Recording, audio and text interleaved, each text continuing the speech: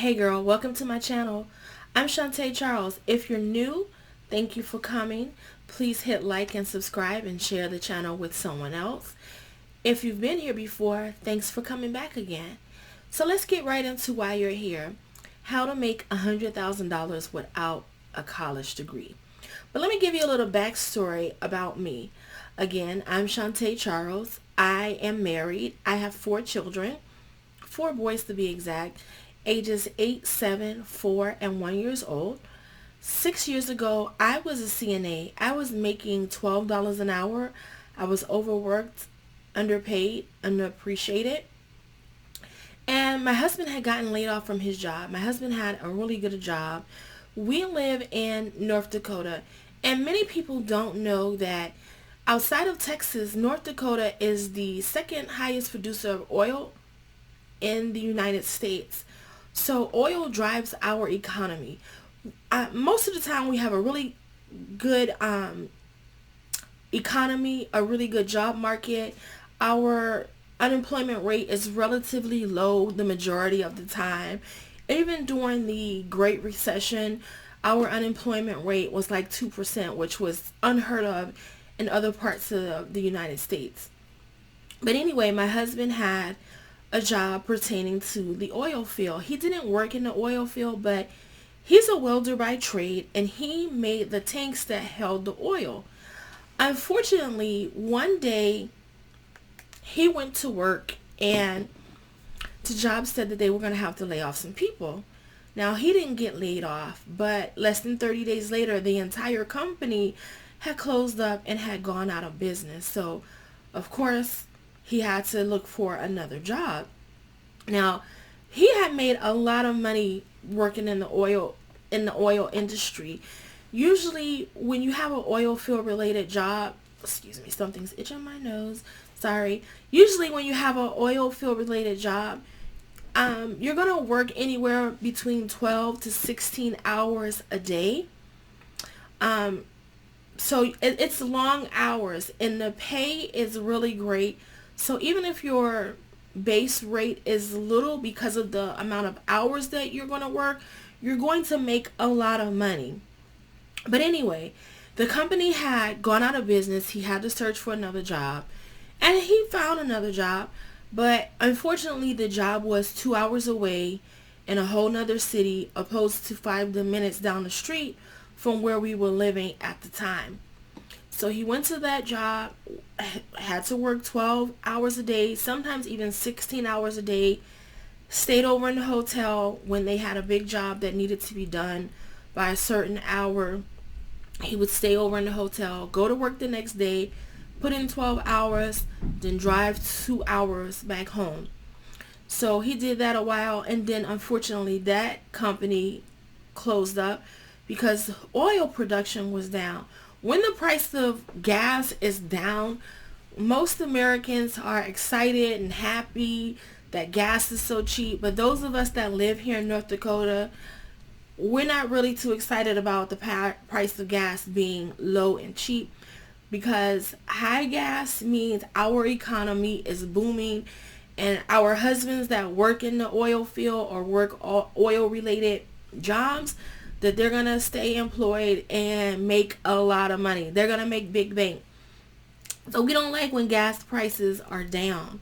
But anyway, that job closed up, found another job. Same thing, that job wasn't close to home, 2 hours away, working 12 to 14 hours and having to drive home. And by this time, we had ended up on government assistance, food stamps, Medicaid, child care assistance, because I was only making $12 an hour. I didn't have the means to hold down the fort when my husband lost his income. So we ended up on government assistance, and I was like, oh my God, I can't take this. When he will work 3 months and then get laid off, find another good job, work 3 months, get laid off. I was like, oh my God, I can't take this. I can't do this. I'm sick of this crap. Because I need stability. I need financial stability. I wasn't one of those people that was like, oh, food stamps, hooray, I'm getting some food stamps, and That wasn't me. And I'm not knocking anybody that may watch this video. You may be on food stamps or government assistance right now.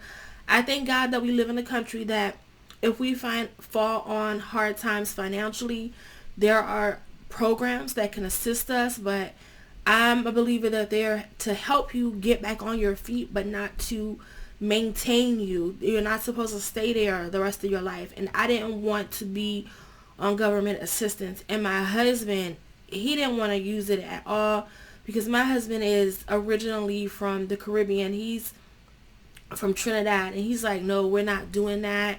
I don't want to do that, because over in his country they don't have social service programs. It's like you got to figure it out. But I had to convince him, hey, we need these services because we have children. We need Medicaid so we can have health insurance. But anyway, we were on those programs, and I said, I can't take this anymore. I'm sick of this crap. Oh my God, we got to do something. And the Lord said to me, well, you know what to do. And I'm like, what? He said, yes, you know what to do.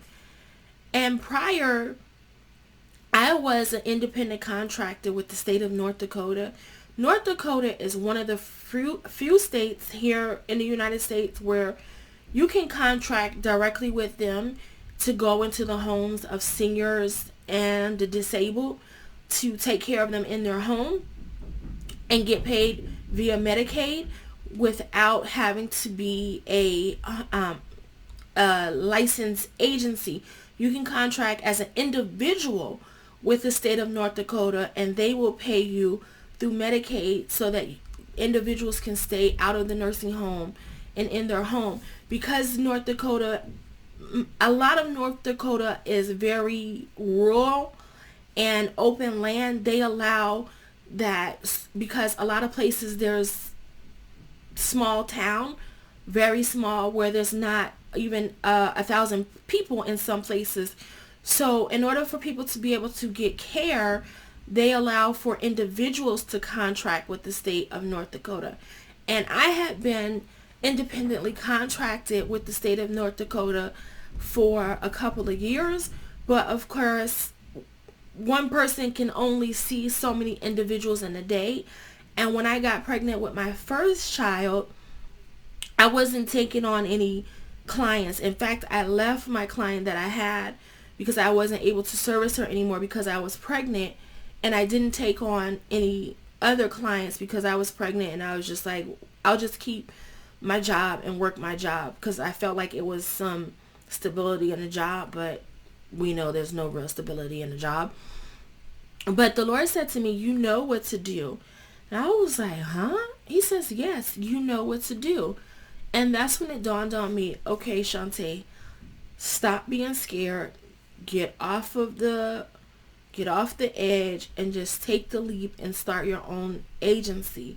So I stopped being scared because I was like, I don't want to be on government assistance. My husband is trying his best, and I need to truly be his helpmate to help pull us up out of this financial bind that we're in. Because when he was making a lot of money, we did not do any investments. We wasn't spending the money wisely, because prior to moving to North Dakota, we lived in Georgia, and Georgia was like, it was very hard financially. I didn't have a real job in Georgia for like 3 years because I moved to Georgia from Florida, and I was in Georgia for 3 years during the recession, and I did not really have a job. The piece of job I had, sometimes I didn't even make $100 a paycheck. So it was really rough in Georgia when we lived in Georgia. My husband, he owned his own shop doing some body work and different things, but he wasn't making that much money because it was the recession. A lot of people didn't have a lot of money to get their car fixed or get their car painted. Some people, of course, were riding without insurance. I mean, if it's a toss-up between feeding yourself and your children and riding dirty, riding clean, having car insurance, you're going to take the chance and be riding without car insurance so you can use that money to feed your children. So it was very rough when we lived in Georgia. And when we moved here to North Dakota, and started making a lot of money, we were just like, oh, we acted like someone who hit the lottery and like there was an endless pot of money for us. We shopped, we took trips, but we didn't do any investments or save any of the money, not as much as we should have. So when he lost his job, we ended up in a financial bind. So I was like, oh my goodness, I can't do this anymore. So I finally started my home care agency, and I tell you, it was the best decision that I ever made financially. Becoming my own boss, it not only allowed me to help pull us out of poverty, because when you're getting government assistance, you're essentially in poverty. We were in poverty. We were getting food stamps, we were getting Medicaid, we were getting child care assistance, and by me starting my business, that allowed us to change our financial outlook on life. I was able to hire people. I hired family members. I hired some people that I knew. Of course, I hired people that I didn't know. But I was able to hire a lot of people. And it made a big financial difference because we no longer needed food stamps, Medicaid, child care assistance, any of those programs. We no longer needed those. And it made me feel good that I was able to employ people. People needed a job or wanted a job, that I was able to help them by having a job available for them to work and help themselves financially. So that made me feel good. But even more than that, it gave me time freedom.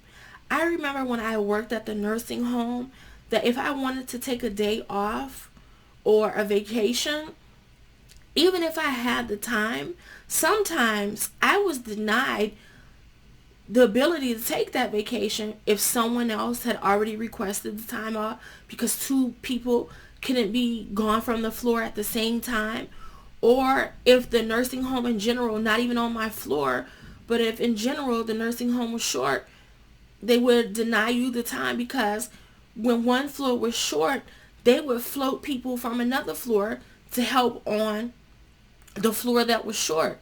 So I would be denied vacation all the time. It would irritate me. And then if I was sick or my children were sick or what have you, if I took off and went back to work, I was met with an attitude from the charge nurse or the other CNAs, because they felt like, oh, you weren't here at work or whatever the case may be. But once I started my agency, I no longer had to put up with that. I no longer had to answer to anybody. I just had to work my business to the best of my ability to make my business successful. I hired people, and whether I was taking my kids to the doctor's appointment, at their soccer games, or whether I was in my bed still sleeping, I was still getting paid, because unlike working for someone where you only get paid for the hours that you put in, I was able to get paid even though I wasn't doing any hands-on work.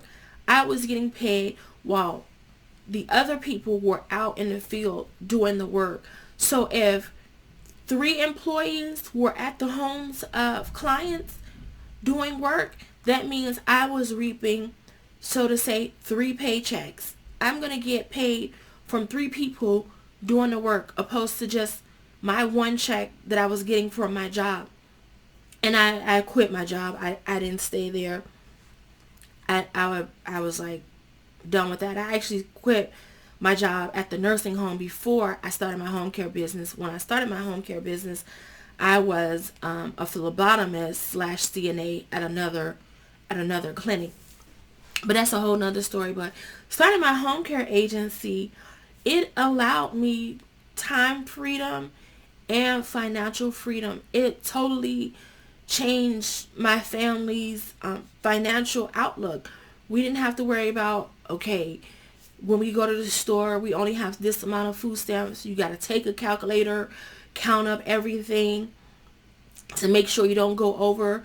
because we didn't have extra to be able to afford to go over. But now when I go to the grocery store, I can shop with confidence. I live in a small town. I didn't want anybody to see me using food stamps. I wasn't one of those people that was like, oh, good, food stamps.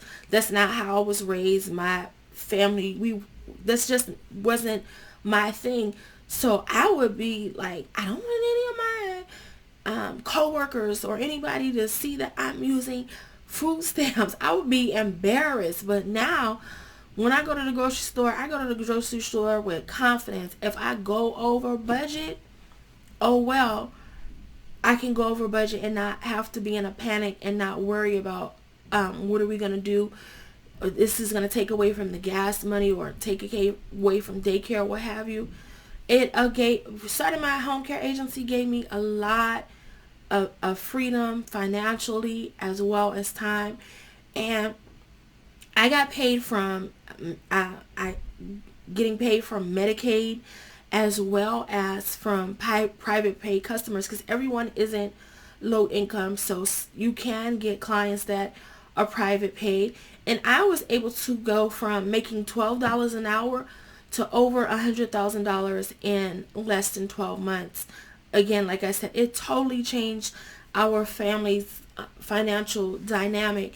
And of course my husband, he did eventually find another job. He didn't just start sitting home thinking, oh, hooray, she's making money now, I'm going to stay home. I didn't marry a leech and a bum. No, we don't do that. But I want to encourage you to look into starting your own home care agency, especially if you're a mom.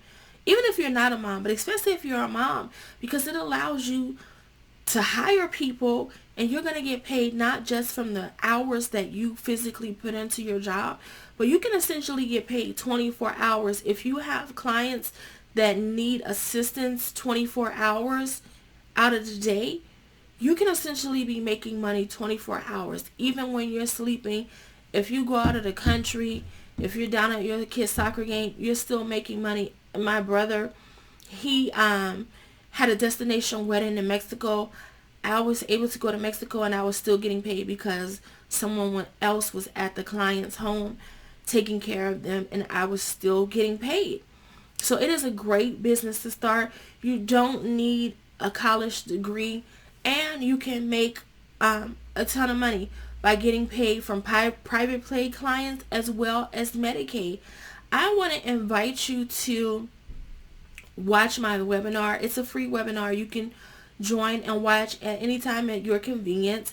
You can go to www.workwithshante.com/webinar. And my name is spelled Chante. So that's www.workwithshante.com/webinar. And it talks about the profitability of owning your own home care agency.